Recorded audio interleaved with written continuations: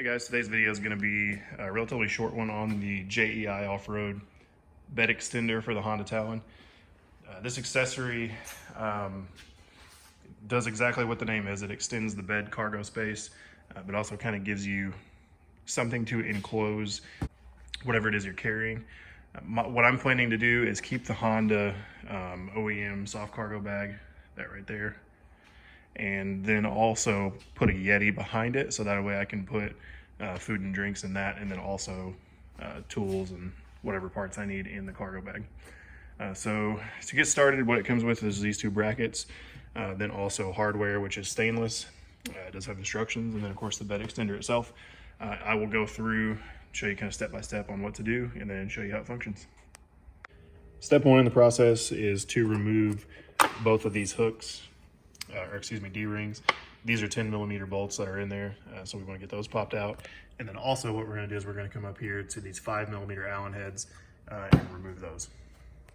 Okay, so I've got one side completely installed, and before I show you this side, I just want to give you an overview. So on the extender mounting plate is what this is referred to in the instructions. You're going to have basically 3 points of contact where it's going to mount. You're going to be using a 2-inch spacer here with a 70mm bolt. This is stainless hardware. And then you're going to have, I believe it's a 40mm, yeah, 40mm here, and also a 40mm here. This Allen bolt, this is included with the kit, is compatible where you can use the factory D-rings, which I am going to do so I can keep using my cargo bag. Will screw directly in to whatever the frame mount or whatever it is here. And then this particular bolt has a nut on the back side right there, and it's easy to get to. So you got to get your hardware here, here, and up here. And then this 2-inch spacer is actually beveled.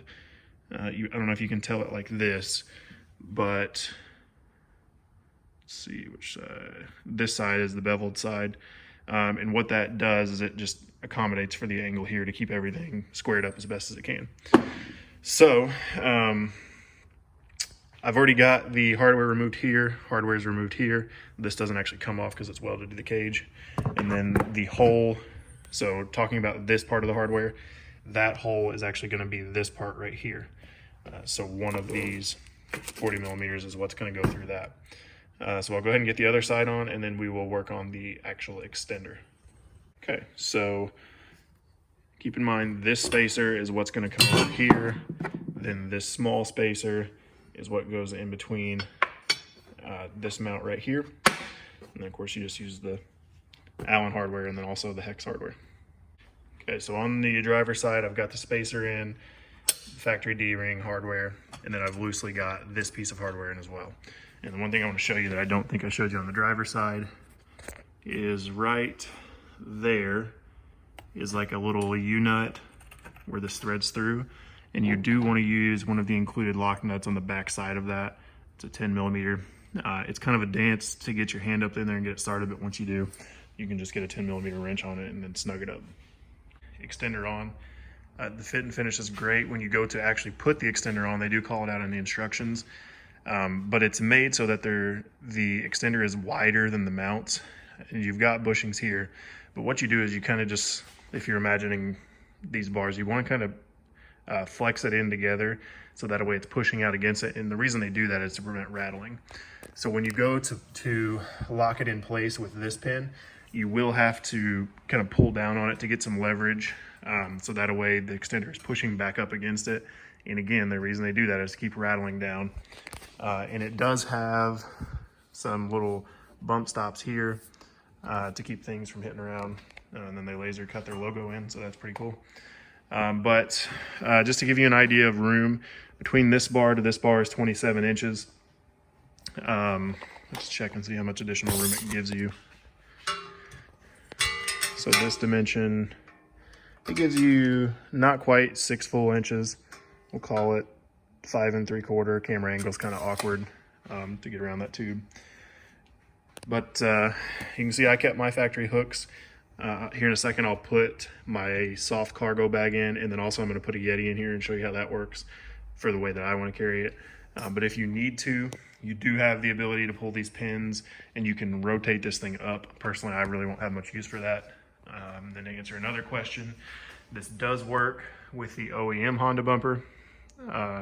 This is the OEM steel one, so it is compatible with that.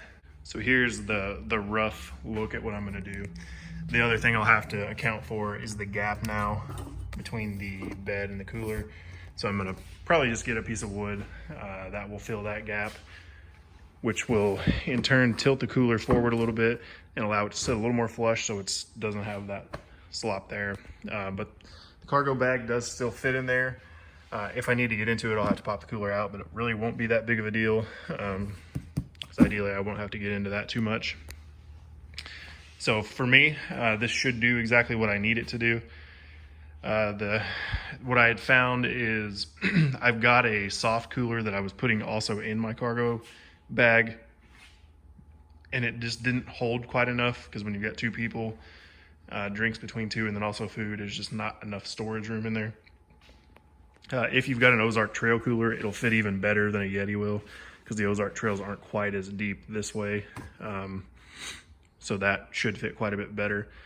But yeah, if you have any questions, this is a 35, by the way, if you have questions about that. But if you have questions, anything about the bed extender, feel free to let me know. I'll answer them as quick as I can.